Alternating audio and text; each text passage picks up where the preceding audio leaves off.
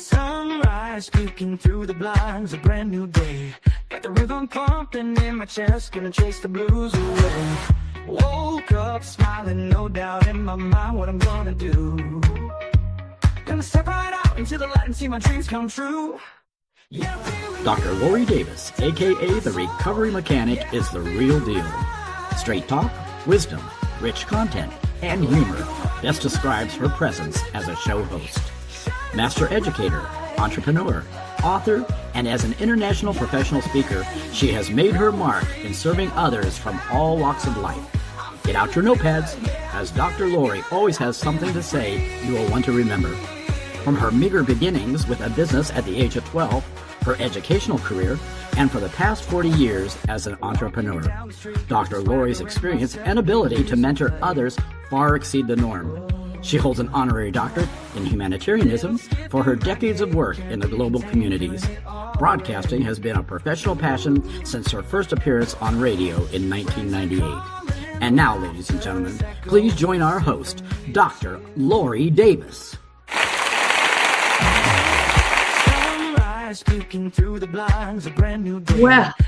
Well, Friday and a showtime. I love showtime. Welcome, everybody, and looking forward to a beautiful, exciting guest that I have this morning. So I'm just going to not waste any time because I told her this is the fastest 45 minutes of your life. So please welcome my guest, Toko Muodzi Ross. I hope I said it correctly. You did. Did I do a pretty good job? I'm pretty good with languages. So anyway, welcome. You did. Good. All right. So we always start off with a little weather report. Now you're in the beautiful state of Washington, and I lived in Seattle, Washington for a year. I loved it there. I'm now in the Northwest, Edmonton, Alberta, because I'm a Canadian, of course. And I don't know about you down there, but up here it's rainy and cloudy, and we've been under the weather here for about 5 days. What about you? It looks like it's going to rain some today, but it's been pretty warm the past week or so. But I'm not sure what it's going to be like today, but it's okay. It's okay. Good. Yeah. It's good And weather. just exactly where you are, where are you in the state of Washington? I'm in Vancouver, Washington. Yeah. Oh, yeah. Okay. Great. Yeah. Yes, because when you first said Vancouver, I immediately thought of Vancouver, British Columbia here. Oh, yeah. No, it's Vancouver, Washington. I know exactly where that is. Oh. So also, though, I'd love for you to share with our viewers that's your immigrated homeland, but tell us a little bit about your former homeland. I want to hear more. Okay, so I'm from Harare, Zimbabwe. I think a lot of us know that we have one of the 7 wonders. We've got the mighty Victoria Falls. Yes. And it's a die-to-go place. I'm from Zimbabwe. Oh, you sound so proud. You know what? I am. And I've traveled so much, but I've never been to Africa. So I think it's probably in my cards that will be my last big trip at some point here. Because I'm meeting all these beautiful people from Africa. Yeah. And they're going, you've got to come. You need to. It's a have to go place. You have to. Right. Yeah. So we've got a little visitor here. Maybe you know who this is. I don't know who that is, but there they are. It's actually my husband. Your husband. Welcome. I'm happy to hear that you've got that kind of support. That's terrific. I have one of those husbands too, so I'm really lucky as well. Yeah. All right. Well, today we're going to talk a little bit about we're not going to talk a little bit about your book. We're going to talk a lot about your book because you have a book. Do you want to flash that up on your shoulders so that people can see the beautiful cover? Absolutely. Look at that. I survived. I loved again. Isn't that a beautiful cover? Wow. All right. So let's get started. I'm going to just pop the title up here. And you told me before the show that people can get the book on Amazon. Yes. I survived. I loved again. gosh, that sounds like my story, but today we're here to talk about your story. And Mm. then one day you are going to come on the show and you are going to interview me I about my would story. love that. I would love And that. you can make up all the questions you want, and I don't mind talking about any of it. So we're going to do a double whammy here. I'm interviewing you Love, today. love that. You've got the mic, girl. You've got the mic. But another day we'll come back because there was so Right. much common ground here, right? Right. So, yeah. So, welcome to you today. Mhm. So, I survived. I loved again. So, let's talk first about the inspiration. What finally caused you? You don't have to tell the story so much at the moment, but just, Mhm. going back in time, what was that moment when you thought, I need to write a book about this? Okay. So I wrote this book because grief can be incredibly lonely. I wanted people to know they are not alone and that Hmm. healing is possible. Hmm. You know, um, I think writing the book for me was a way of sharing hope, Okay. that there is hope after this. Yeah, Yes. So you lost your husband. I did. You want to talk a little bit about that? How he passed or what happened? Yes. So in January of 2015, my late husband, Kizito, was diagnosed with a rare form of cancer, which was duodenal cancer. And so, I mean, it just changed from one day we are making plans for our future, and the next day we are facing a threatening diagnosis. Hmm. Yeah, so that's basically the book talks about how we went from diagnosis to his death and Oh, so forth. wow. Yeah. Hmm. Hmm. And you would be right at the age where your children were sort of grown and you're planning a potential retirement. It's like a pivotal time, would you say? Yeah, absolutely. Hmm. Yeah. I mean, he was 45. Well, when he passed, eventually he was 47, and I was also I was 48. And Hmm. so, yeah, it was, we were planning our retirement. Yes. Yeah, Yes. we were planning our retirement.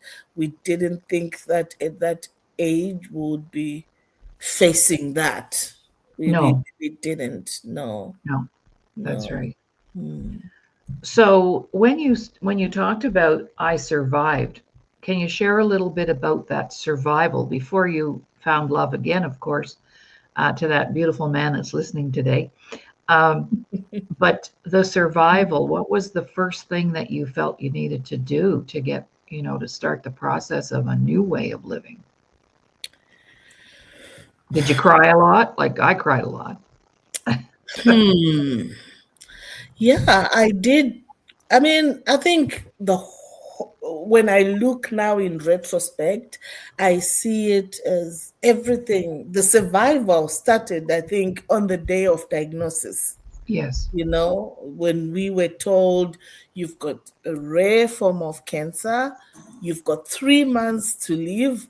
There is no one in this country who can perform a Whipple's procedure that he needed, and the procedure could only be done in India and at an astronomical rate. It was very expensive.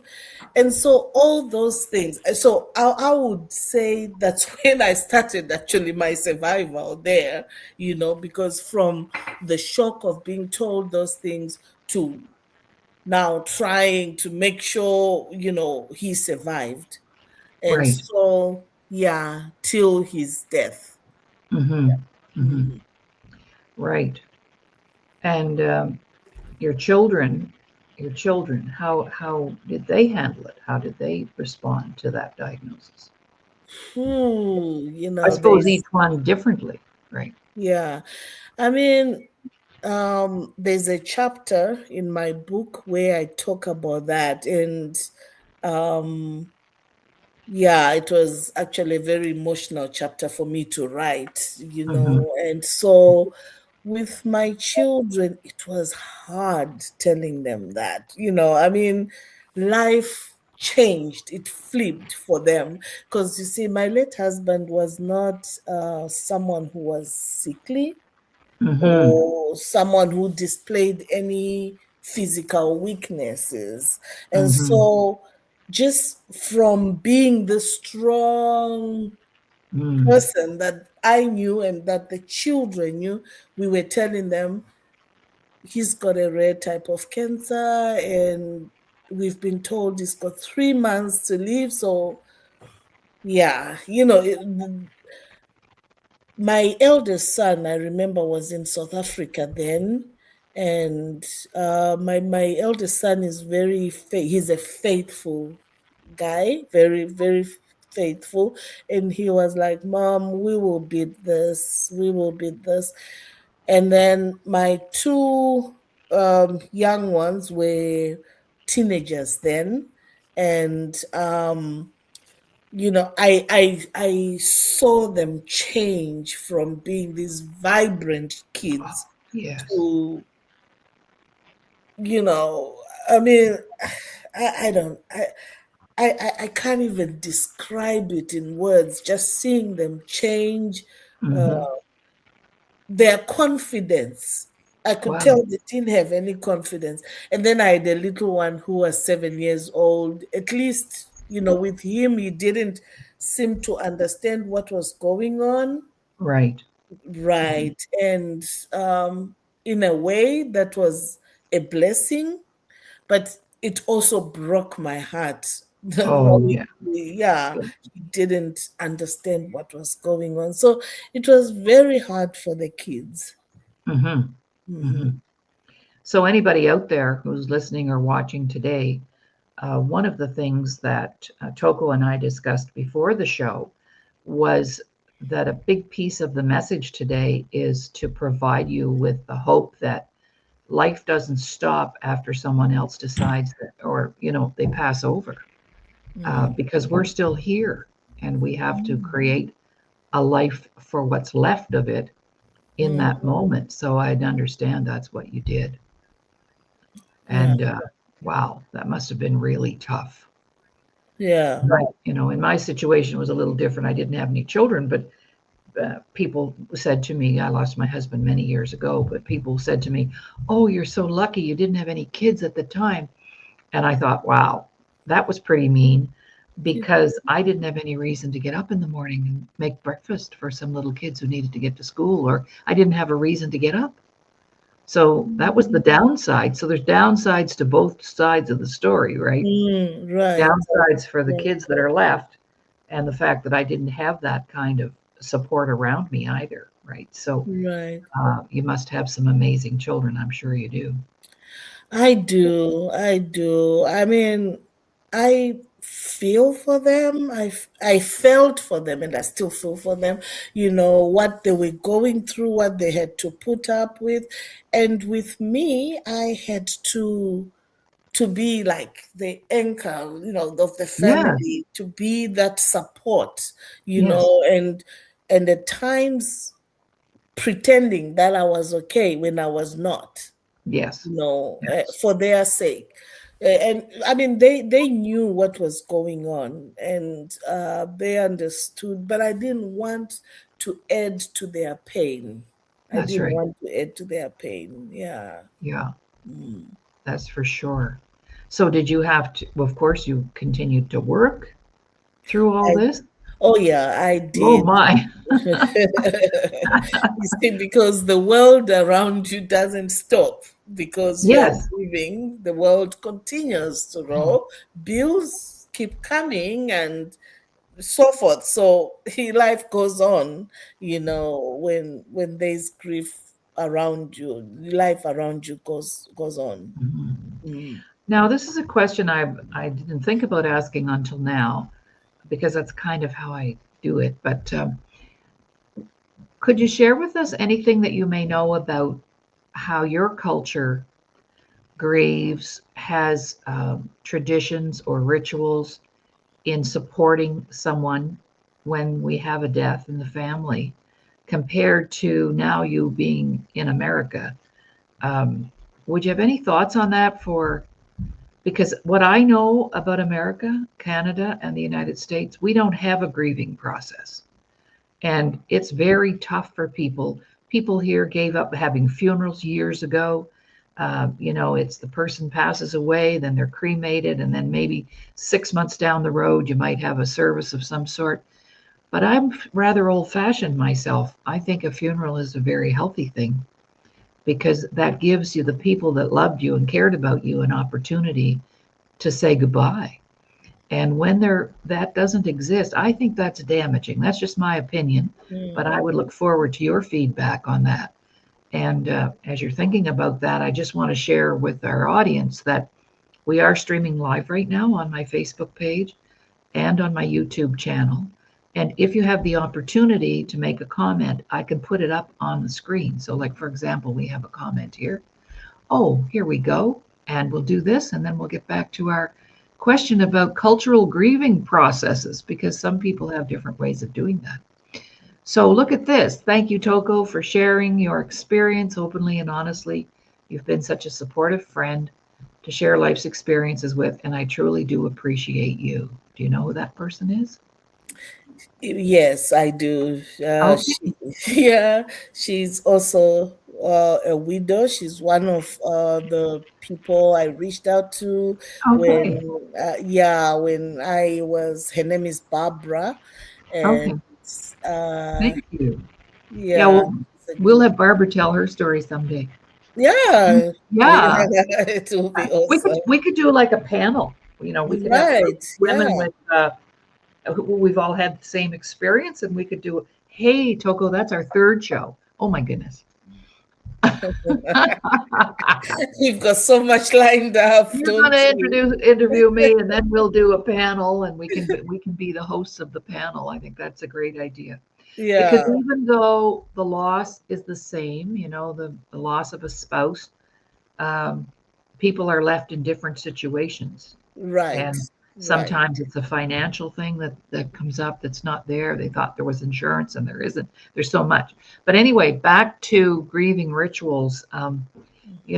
Is there in your culture, can you share anything that you feel is of tremendous value that plays a part when we're parting with a loved one?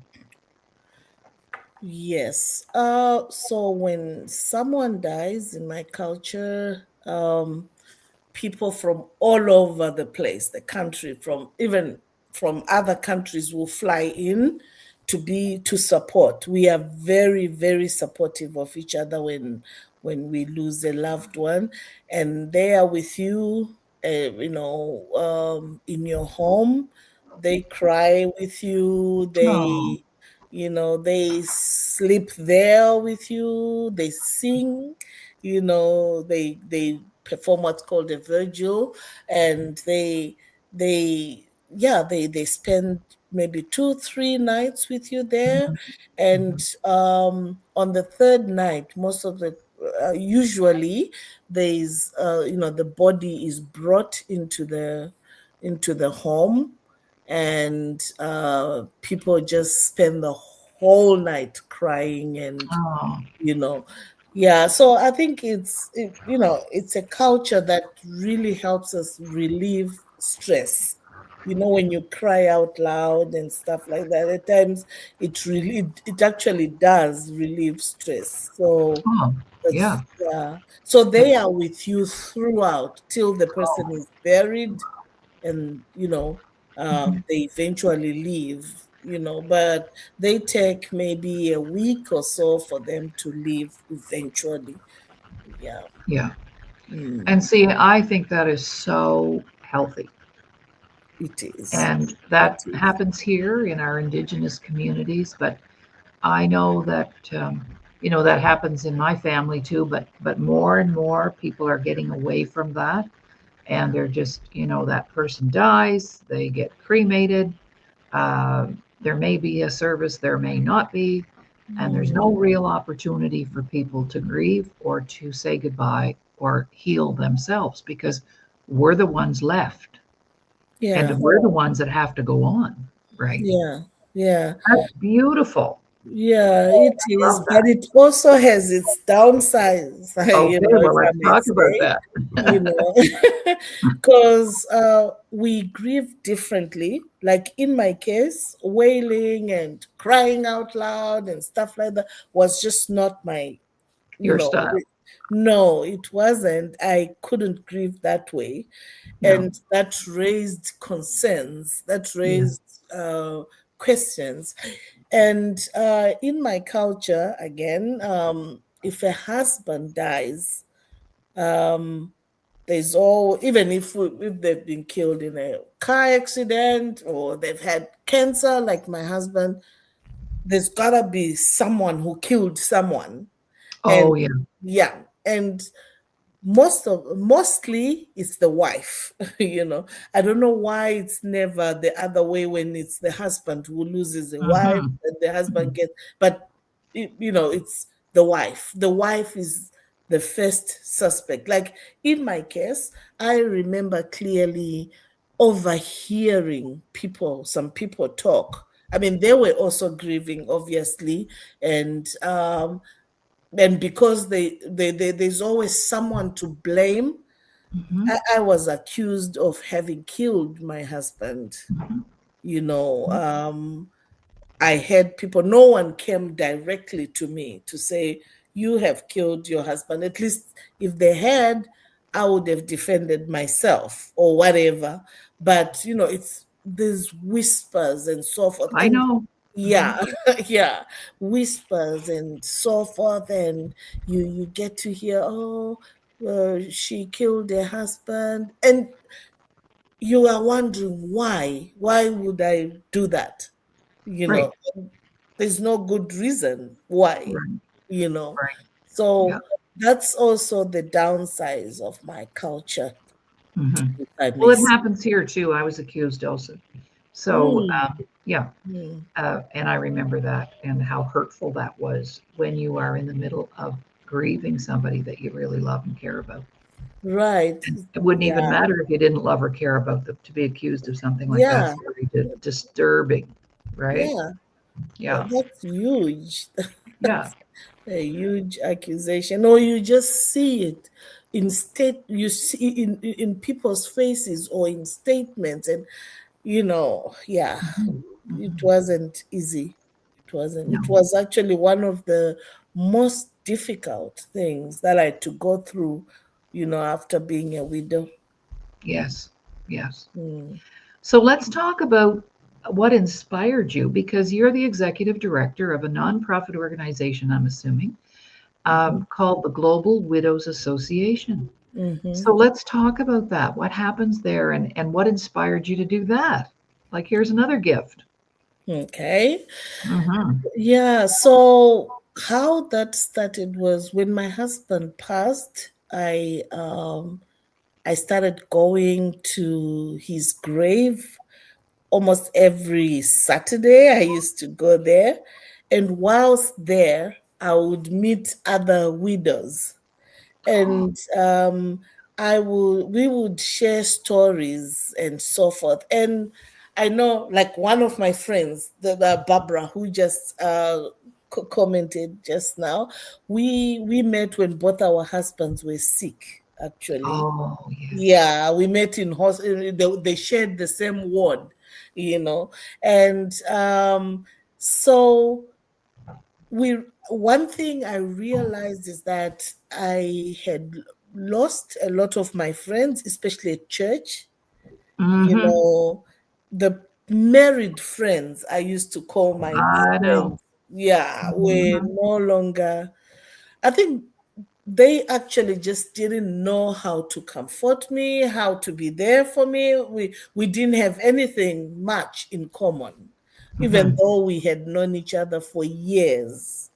And so I found that with these women that I was reaching out to, these widows, we became friends. We would meet at my house to just have fun, discuss things, and encourage each other, and yeah, and give each other advice and so forth. So when I moved to the States, I realized that the, that loneliness of widows is not just in Africa, but all over the world. Because I'd already started, I hadn't registered the organization then, but I'd already started having gatherings, you know, giving out clothing and other resources and so forth. And I did that with widows in Zimbabwe, in Cameroon, in Rwanda, in Malawi, and in India. And so when I came here, I also saw that even though the needs were different, that emotional support was needed everywhere. And so that's how we started, like here we started with support groups, and yeah, and then eventually registered the organization to help out widows. And even though now maybe we will have to change that, the widow's part, and put it for anyone grieving a spouse, really. Right. Right. Yeah, for anyone grieving a spouse. And so that's how we started, and that's what inspired me. Oh, wow. That is so amazing. Hmm.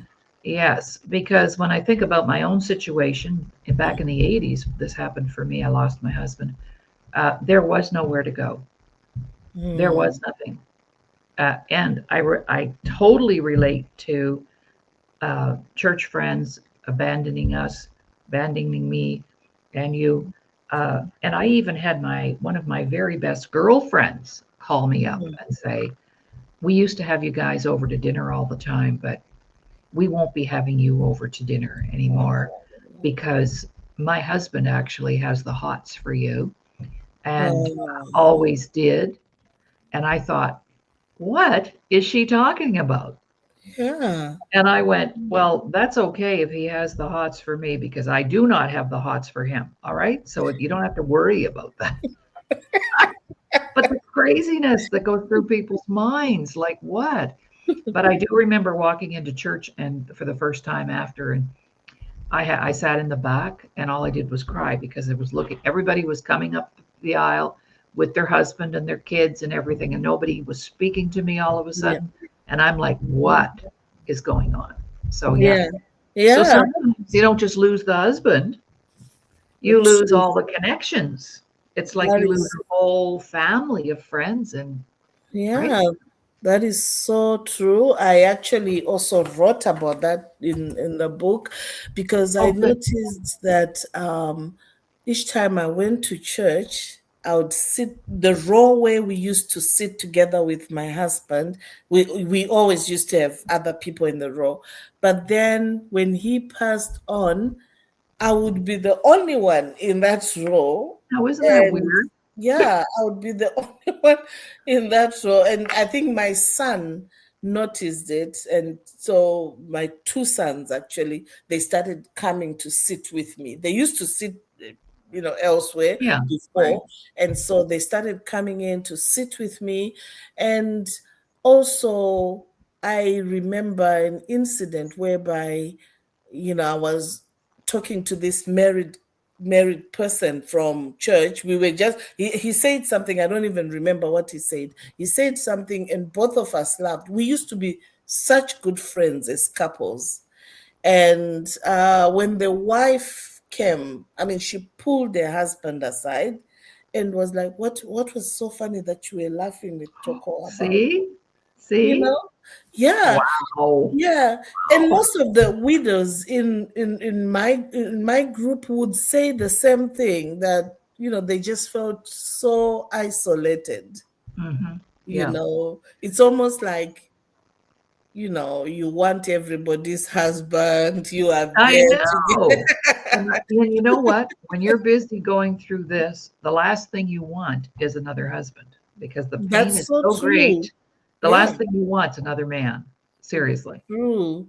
That Yeah. is So so that might true. be a message that we have to put out there. If you've got a friend who's lost a spouse, grab her, grab him, bring them in for supper, Yeah, because they're hurting and they're lonely and they're missing their spouse. exactly. Right. Yeah. You just want some Hmm. form of normalcy. Hmm. Yeah. So when somebody reads your book, what is your hope for them when they read the book? What is it that you would love for them to see as an outcome or an expectation? Um, I think hope more than anything.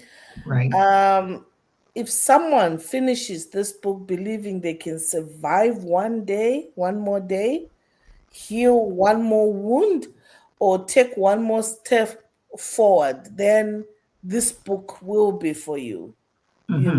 because I just want people, my readers, to come out with hope more than Hmm. anything else. Yeah. Great. Great. So I asked you to pick a passage that you might like to read from your book. Did you decide what it's going to be? Just take your time. We've got another 15 minutes or so we've got lots of time. Okay. Um, yeah. Um, I think maybe I know I thought of doing the conclusion, but I think let me do the diagnosis. Okay. Yeah, when the Yeah, diagnosis. sure. Okay. So I'll read. It says, Yeah, just read. right. Then came the day that changed everything. I remember sitting there listening to the doctors, but not really hearing them. There are moments in life when time seems to pause, when everything around you fades, even though people are still speaking. That was one of those moments.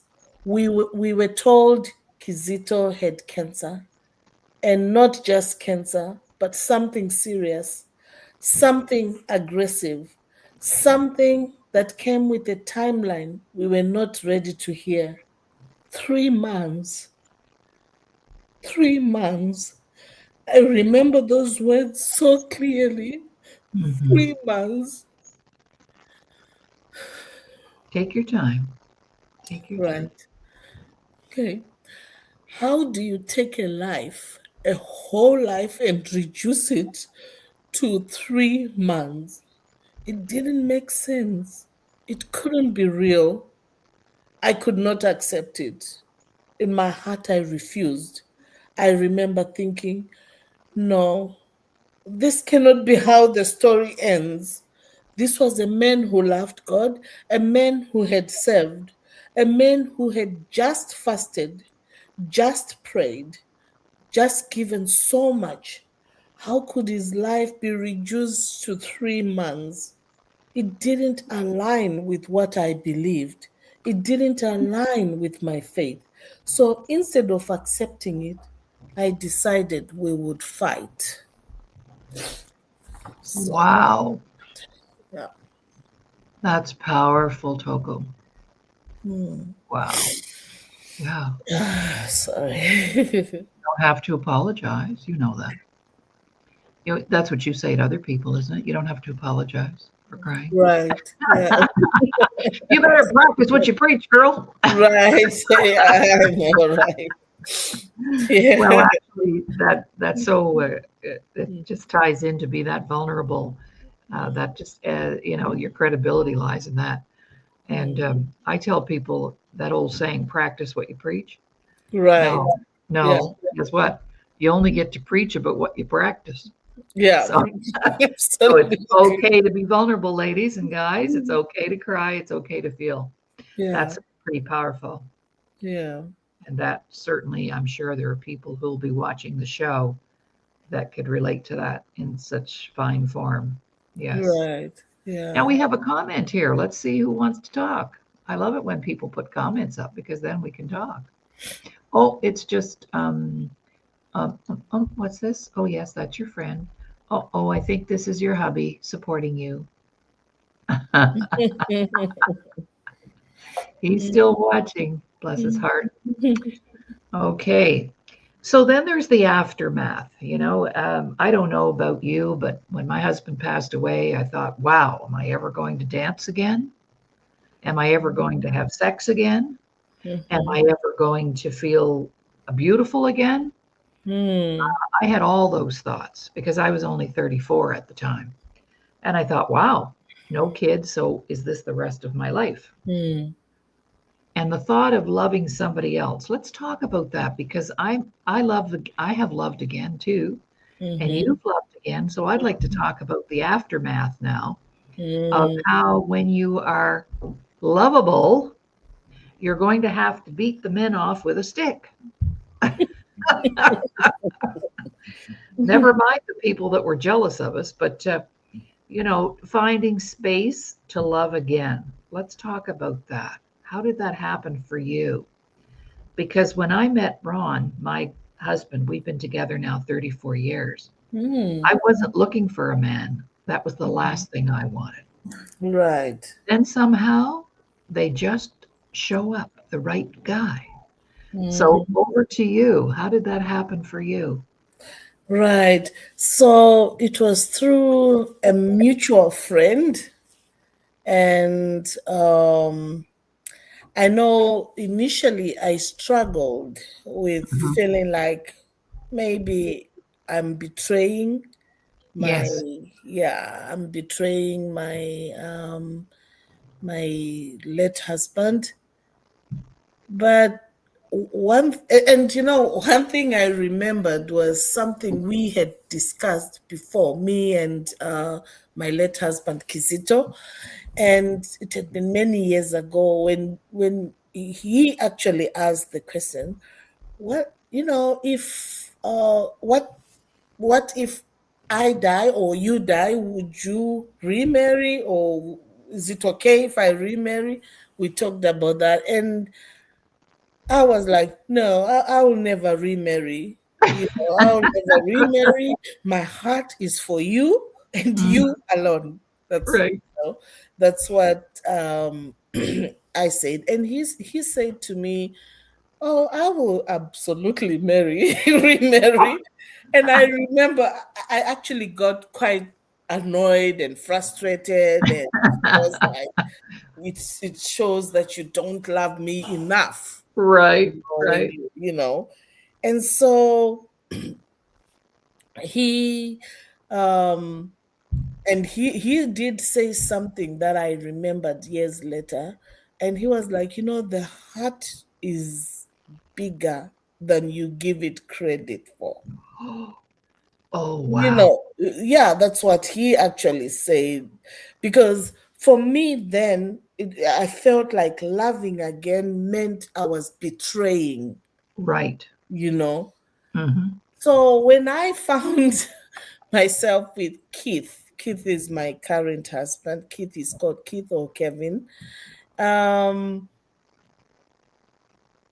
I still love Kizito, and I love Kevin. And please note, I did not say, but I loved Kevin. I said, and I love, meaning my heart. And I understand now what my late husband meant, that the heart is big enough to love a lot, again and again and again and again. I mean, and it's so true, especially when I think of my children. They are all different. They have different personalities and so forth, but I love them all. You understand? I love them all, and in their different capacities. Right. And so it's the same way. I mean, Kizito and Keith and slash Kevin, they are different people, but I love them in their different in their differences. Hmm. Hmm. Yeah, I loved Kizito in my own way, and I love Keith. Yeah, I think I've been one of the luckiest luckiest girls around, because I feel I am loved totally. I am loved totally. I was loved totally by Kizito, and I am loved totally by Keith. Yeah. Yeah. Wow. Wow, that's amazing. Well, I feel the same way. I had just written my parents at the time Mhm. and said, this was years later, of course, and I was single, and I said, I'm just, and I had had a failed relationship in between, Mm. and I said, I'm done with men, and I had written my parents a letter, and I told them, I said, because back then you wrote letters, there was no Yeah, technology, yeah. right? So I wrote them a letter, and I said, I'm coming home for a visit, and it was Christmas, and I told them, I said, that's it, I'm done. I'm just going to focus on my career, and I was about 42 at the time. Mhm. So anyway, I get home back to my place. 3 weeks later, I met Ron, my Mm. current husband. Mhm. And I only met him because his daughter worked with me. And she said, well, dad's on his own. Why don't you, I said, well, I'm not interested in your dad, but I know lots of beautiful women. I can probably hook him up. Yeah. Oh, so he came to my place. We were going to go across on the ferry and Mhm. meet up with friends, and so he could meet some of these women. Mm. But he was so amazing. I said to myself, I'm not introducing you to anybody. I am keeping you for myself. So Good now I decision. have I have to backtrack, write my parents another letter and say, "Oh, by the way, forget what I said at Christmas because I've met this guy and he's very solid and he's a good man Yeah. and I think I'm in love with him." Yeah. Right? Yeah. Here's the interesting thing. Mhm. My dad passed away exactly 10 years ago. He Mhm. was 93. Mm. And my mom gave me a box of his few little personal things. And in that box was that letter that Oh. I had written in 1992. It is now 2016. He still has the letter. Wow. I said, Mom, why did Dad keep that? Mhm. Oh, she said, every once in a while when he wanted to have a little laugh or chuckle, he'd pull it out and read it. So, Uh, so, ladies and gentlemen, we're also here to remind you that love is exponential. Love is infinite. mm, Love knows no boundaries. It doesn't have any right. boundaries. And I know what you were talking about when you talked about betraying Kisoto. Is it Kisoto? Kizito. Kizito. Mhm. That it's about feeling not like you're not being loyal. It's Mhm. more, I think of that too for me. So here we are. And here's the interesting thing. My first husband's name was Keith. Oh. Okay. Wow. Yeah. Is there a connection with us? Oh boy, we just made it. Oh, yeah, that's a sign we need to do more Oh, that's a shows. sign. That's right. When you said that, I went, okay, we need an interview about my Keith. All right.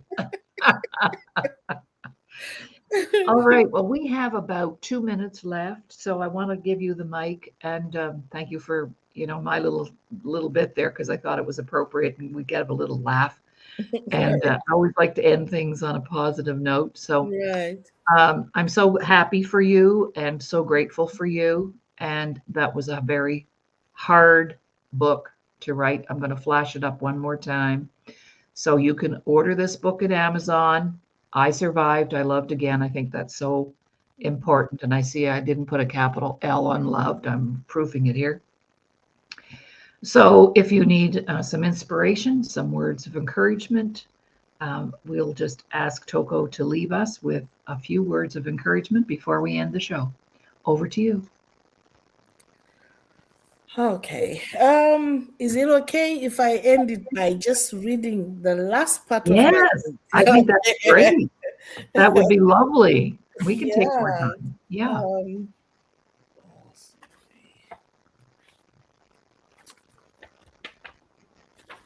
Okay. It says, if you've ever been in a place where people looked at you and assumed you were less than you are, If you have ever felt your voice being dismissed before it was even heard, if you have ever been misunderstood because of how you speak, where you come from, or how you carry yourself, know this: you do not need to become louder to be worthy. You do not need to change who you are to be respected. You do not need to prove yourself to those who have already decided not to see you. Stand in who you are, because that is where your power is. Oh my gosh. I got chills.